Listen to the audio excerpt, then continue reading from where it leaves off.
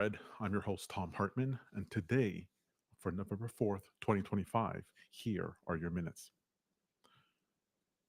So, we had Trump coming out on, what was it, 60 Minutes, talking about China and crypto. Let's take a quick look at what he had to say. Far and away, I only care about one thing. Will we be number one in crypto? Crypto has turned out, and in that sense, I've been right. Crypto's turned out to be a massive industry, if you want to call it that. And I'm very proud to say that we are far and away ahead of China and everybody else. Now, China's getting into it very big right now. If you want to go after people, you're going to kill that industry, and it'll be very bad. Tremendous number of jobs. I campaigned positively on crypto, very openly. I campaigned. Biden campaigned against it.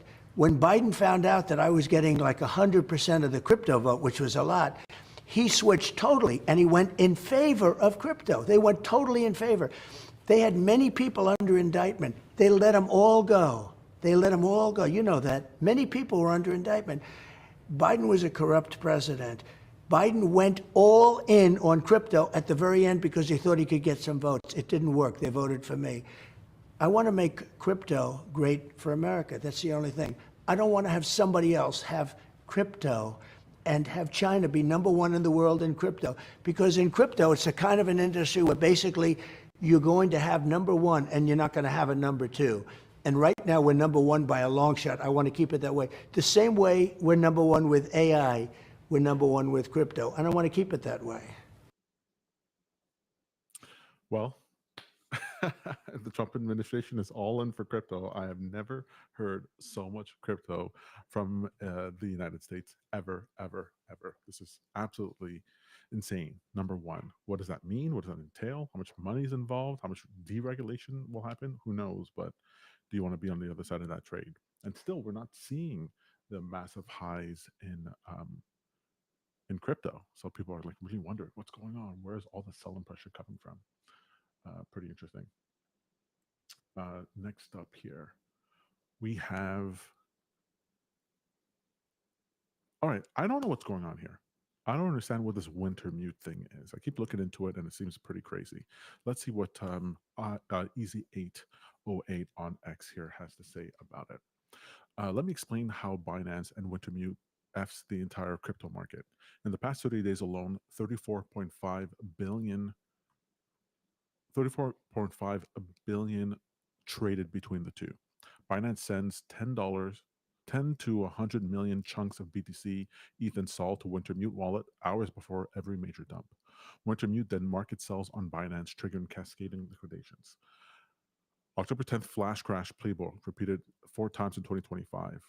So Wintermute receives money, spot sells, walls appear on every pair. 19 billion longs liquidated in 90 minutes. Wintermute buys back at a negative 30% discount. Binance pockets the funding fees. Wintermute pockets the spread. Today, same script, same thing happened again. But then I'm also hearing that Wintermute is suing Binance. So I'm not sure what's going on. If anyone knows out there what's going on with Wintermute, you have the scoop, you have the details. Please let me know. There's all these quick messages that appear in the back end, and I just rather know. I'd rather get a solid idea as to what's going on. Next up here, this is on the piggybacking on what happened last Friday with the repo markets, the standard repo facility, where there was a bunch of borrowing done from financial institutions in order to stay liquid, and it was like massive levels of borrowing, and now we have even more borrowing still today. So breaking this comes from bar chart. U.S. banks, Fed just did it again. Another 24 billion injected into the U.S. banking system, make that 125 billion over the last 5 days. Wow, that is a lot of money being injected. Now, where is that liquidity showing up? If it is showing up bad books, or is it flowing through the system? We don't know yet. We're certainly not seeing that in equities, and we're certainly not seeing that in Bitcoin. So who knows where that money is going? But it's certainly being used, and that's a warning sign for something.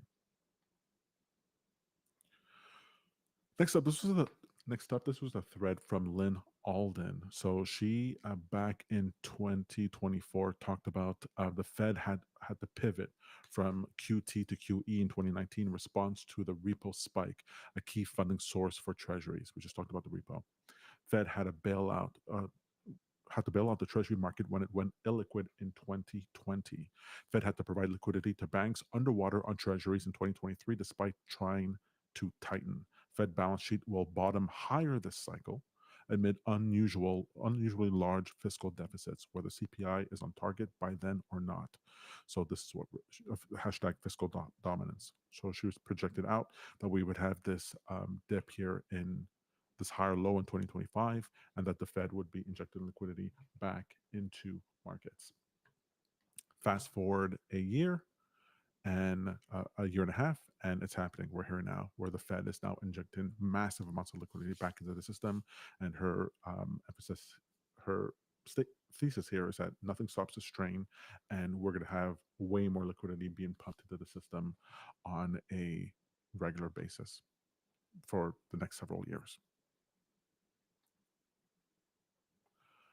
All right, this was a clip circulating from Spencer Hakimian. This is a clip from CNN where Bessent does actually indeed admit that the U.S. is in recession, sort of like quickly. So you have to listen for it.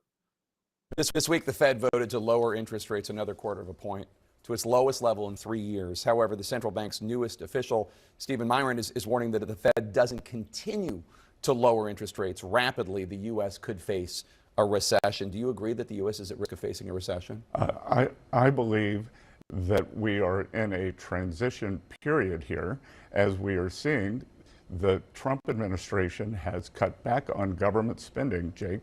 What has gone unnoticed during the shutdown is for the fiscal year that ends September 30th, the government spent less than it did the year before, and because the GDP grew, the GDP, which had been 6.4, the deficit to GDP, which had been 6.4, 6.5% deficit, the highest when we weren't at war, weren't in a recession ever, we were able to bring it down to 5.9%. So we are bringing down government spending, and I would think that Fed would want to assist with that, because if we go back and look, MIT just published a study that said 42% of the great inflation of 2022 came from excess government spending. So if we are contracting spending, then I would think inflation would be dropping. If inflation is dropping, then the Fed should be cutting rates. But do you think that the U.S. is at risk of a recession if the Fed does not continue to drop rates? I think that we are in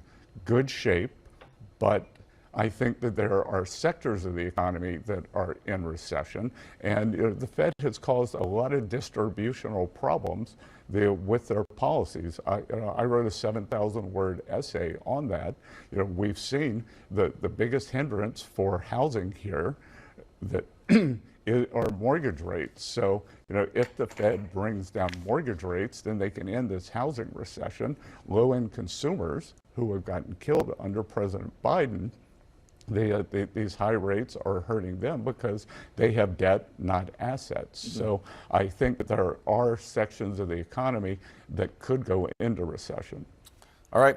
This week, the Fed... I may be wrong, but this is the most flustered I've ever seen Bessent. He didn't want to say that the economy is in recession. You can hear it in his voice. He bulldozed right over that. Sections of the economy are in recession. It's the Fed's fault that the Fed did this, it cut down rates. You do that when you want the clip to go longer and you want people to sort of like bury the lead there and forget what you're saying. So that he admitted that is pretty interesting, and that they're blaming the Fed. Well, we know who they're preparing the noose for. All right, next up and last is this clip from Donald Trump just talking about, this is a cute little story about Scott Bessent and how he wants him to be the U.S. The Federal Reserve Chairman.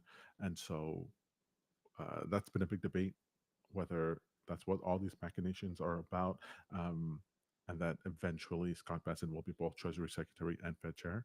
But he says clearly right here that Scott Bessent does not want to be doing this. So let's hear.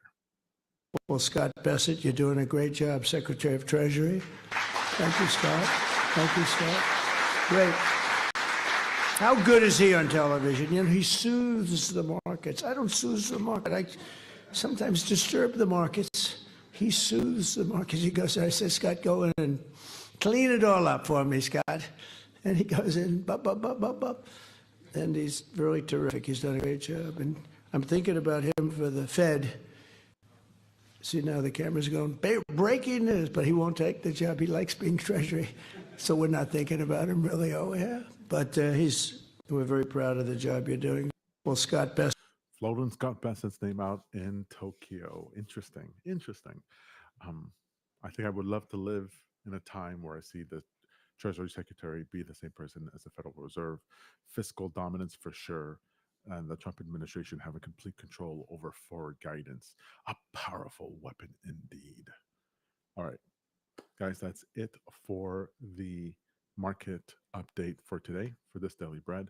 I'll be back tomorrow, Tuesday, for another. Hey, did I say today is this Daily Bread is for November 4th? It's actually for November 3rd. I forgot it's after midnight, so I'm looking at the wrong time. So this is Daily Bread for November 3rd, 2025. I got to say that for the AI so that it knows in the future, hey, how to catalog this. I will be back tomorrow evening on Tuesday for another market update. Very smooth ending there, Tom. You really landed the plane. Thanks, guys, for watching.